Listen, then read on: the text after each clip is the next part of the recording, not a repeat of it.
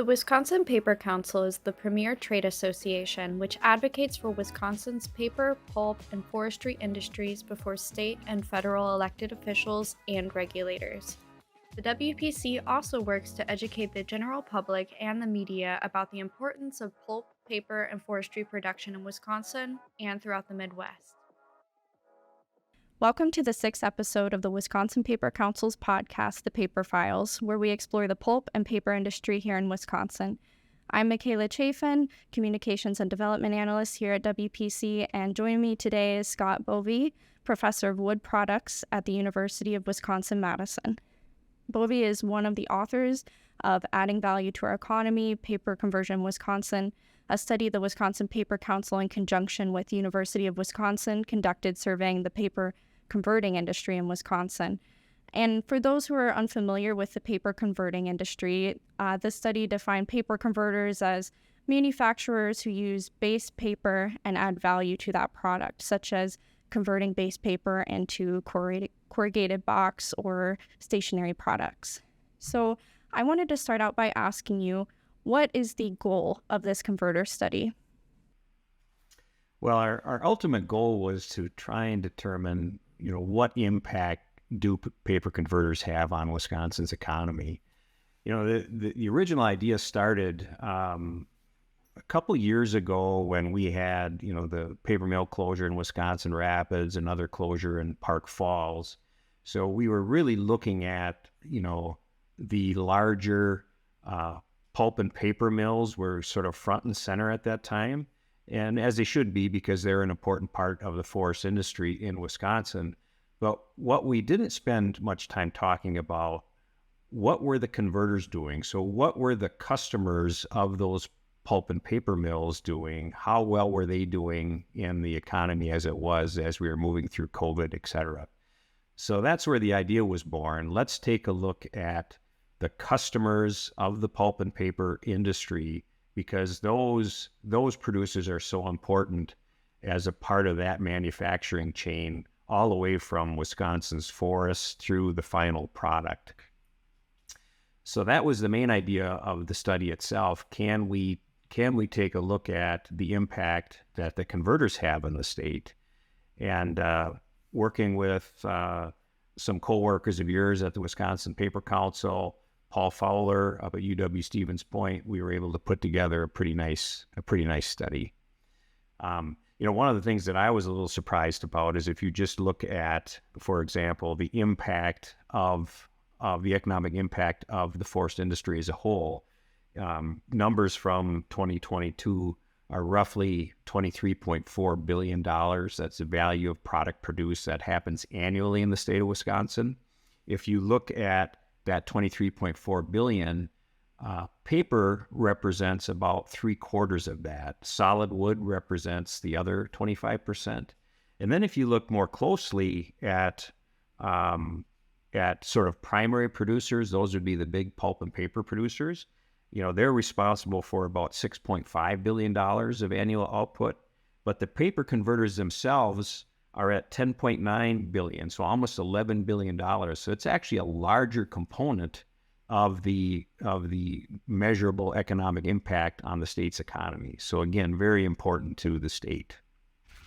Well, and that's a question that I actually had written down, with the pulp and paper manufacturers being more on the forefront, like you mentioned, but the paper converters having, more of that output and also more employees. Why do you think it is that the converters sort of get less attention than the pulp and paper mills? Well, the pulp and paper mills, they're large. You see them when you're driving by them on the highway. So they have that sort of front and center impact. A lot of the paper converters can be small buildings tucked away in different parts of the state. A lot of it is in more populated parts of the state, but then a good number is found in rural economies too. So again, these employers are very important for those small rural economies, providing the paychecks and the benefits that those families need in those parts of the state. So I just think it's maybe a visibility issue. And then I think a lot of us, we really don't think much about, the forest products that we use. I mean, we can think of paper in our mind because, we're dealing with this type of paper on a daily basis. But some of the specialty papers that we produce in the state, it's just not front and center in our mind. But then if you stand back and look at all of the different packaging, specialty packaging that we use, various toiletries that we use. There's so many things that we use on a daily basis that are related to paper. And I think that's certainly what's kept Wisconsin in the game, is we have such a diversity of paper converters in the state. That's one of the things I found interesting, and maybe we'll cover it a bit later, is that when you try and ask a general question in a survey, given the diversity of the many different types of paper converters, we've got a lot of different answers. So, for example, one thing that might be a certain topic that might be very important to one paper converter may not be of interest to another, just because they're doing very different things. So that gives us the opportunity, I think, to look at the data that's in the study and say, for example, when it comes to training, certain segments of the paper converter industry may not be interested in this type of certification labeling, for example, but there's a number that are, just because they're working in very different parts of the industry. Right, and you mentioned the diversity and the amount. I believe in the study it said there was 145 converters in Wisconsin. Do you think that, the Wisconsin's the number one paper making state, but do you think that the pulp and paper mills came first and the converters followed, or are the converters what is making up that number one paper making state? Well, I think, they're all added in those numbers, in the sort of economic impact numbers, so that makes that number bigger. But certainly having that raw material, so the pulp and paper, the primary producers are producing that base paper that the converters are adding value to. If you look at one of the figures in the study shows that of the respondents, 60% of the paper that they use was produced here in Wisconsin. So being close to that resource is important. Because of, trucking and any number of other reasons. Yeah, and we're sort of dancing around some of the topics within the study. And one of the questions in the survey asked the converters what were the challenges they faced regarding certification and labeling, regulatory issues, logistics, production, and workforce challenges. And certification and labeling, which involves things such as being SFI certified, was one of the least challenging to the respondents, and regulatory issues were also kind of low, and workforce was perhaps one of the bigger challenges, but that's not as surprising since many industries are struggling to find labor currently.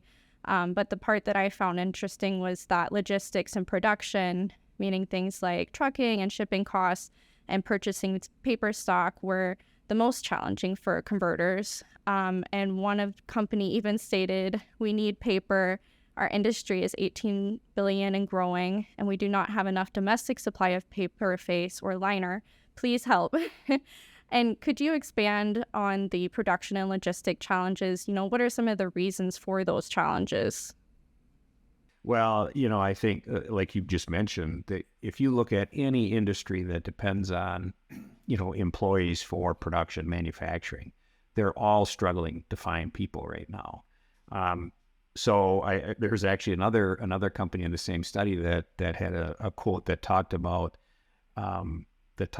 any profit that they're making is going to increase trucking and logistics costs and employee retention. So it's a tough market because, with inflation all around us, just trying to find trucking and trying to keep the good people that you already have working for you there has been a real challenge. And I think that's not only the paper industry, but that's across the board. Trucking, this is an issue throughout the forest industry. I know the Great Lakes timber professionals that work more on the resource side are always struggling with how do we deal with trucking challenges within the state. I know that was an issue, just trying to get raw material from the forest. But also, once you add value, do you have enough people that can provide the trucking to move the product where it needs to go? I mean, this was certainly an issue during COVID, and it continues to be an issue today. Yeah, and the study showed that the majority of converters get their paper stock from Wisconsin, but some choose to ship from other states, and a small amount even shipped from Canada and other countries. And with shipping being one of the higher rated challenges, why do you think some converters choose to ship their paper stock from a more distant location rather than looking for suppliers in Wisconsin? Well, and it could be the product, the particular product that they use. So if they have a very specific requirement for the product that they use, they may not be able to find it locally. Could be, longstanding relationships or, subsidiary companies that they're shipping from. So that's certainly a possibility. One example might be some of the containerboard product that's produced here in the state. For example, medium is produced in Tomahawk. Well, they have other companies that are elsewhere in the nation that produce the linerboard in order to produce the corrugated product. So, it just could be the logistics of how that company is set up. So there's a number of reasons why that is, but it just goes to show you how, I think we as consumers were so unaware of how the products that we use every day are manufactured and transported. And the logistics that go into keeping us happy, certainly during COVID, online shopping became bigger than it already was, with people buying more and more online. And just to make that whole process work, the amount of packaging and shipping is incredible. And we get a bit spoiled with sort of instant gratification. You order something online and it can literally show up the next day, if not the day after. So when there are disruptions in those markets, people don't like that, but they really need to look at what's all behind that process. Well, that's definitely a good point. And in what ways do you think Wisconsin is prepared for, or perhaps preparing for, the challenges of a growing paper converter industry? Well, that's a good question. And, I think, certainly some of the specialty products that we produce in the state, that gives us an advantage because of, as we find new ways to use paper in packaging and other products, I think that just helps. That helps our whole forest industry. Everything from forest management way over into one side to sort of the environmental footprint of a product. All of the energy that goes into manufacturing the product and then using the product.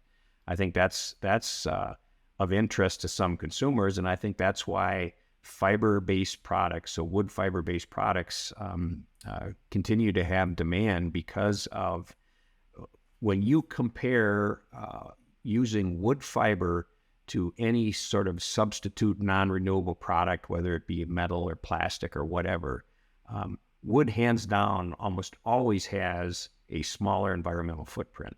So if we can use those fiber products to generate, new types of packaging that are resistant to liquids and other things, those are the types of things. Those are the types of products that continue to grow into the future. And I think that's where Wisconsin is well positioned with a number of the companies that are already operating here, the innovations that they do to move fiber to the next level. Yeah, I think Wisconsin Paper Council, we hear a lot of things like that. And even our first podcast episode was with Alstrom, their From Plastic to Purpose campaign. And it's not about, a war on plastic or anything. It's about finding sustainable solutions with fiber-based products. So I do think that Wisconsin is really getting good at doing that. Sort of going into more of a general way, and I know we've sort of discussed some of these things, but what do you think is the most important finding from this study? Well, I think some of the training questions that we did ask that look at, we had at least 20 different items that we asked about as far as how to evaluate during training, or would they be important for that particular company to receive some type of specialty training on. And I think people like Paul Fowler at UW-Stevens Point, who works specifically in this industry more than I do, can use this type of data to say, okay, we have a clear need identified. Let's say in energy costs. can we provide industry-specific training that could address that particular topic?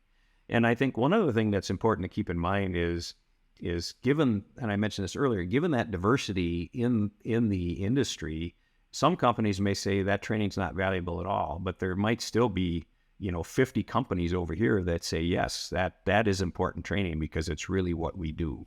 So I think there are opportunities to really drill down into some of the training needs and maybe build some opportunities for the industry that could be useful for just, maintaining that competitive edge and increasing market share, those types of things.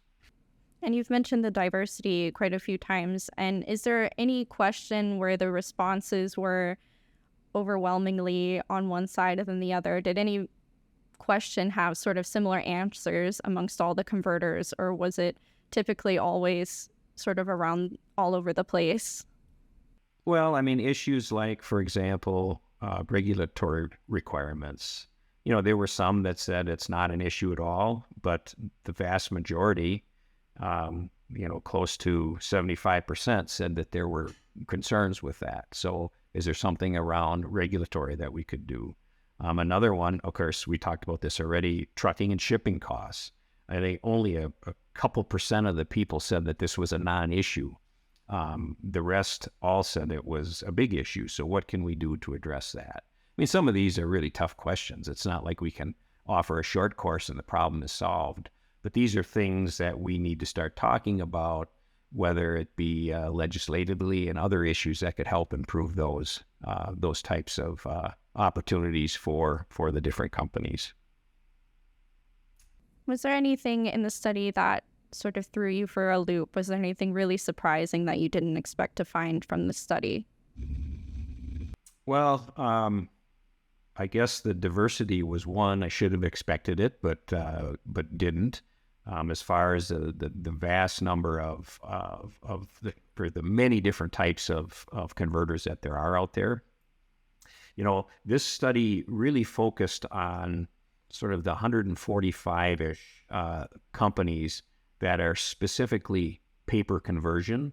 Now, if we added other companies in that use paper but also did plastic conversion and other types of products as well, this number gets bigger a lot faster. So this is really kind of if you look at the total conversion industry, this is a pretty small part of that if you include companies that convert other products as well as paper.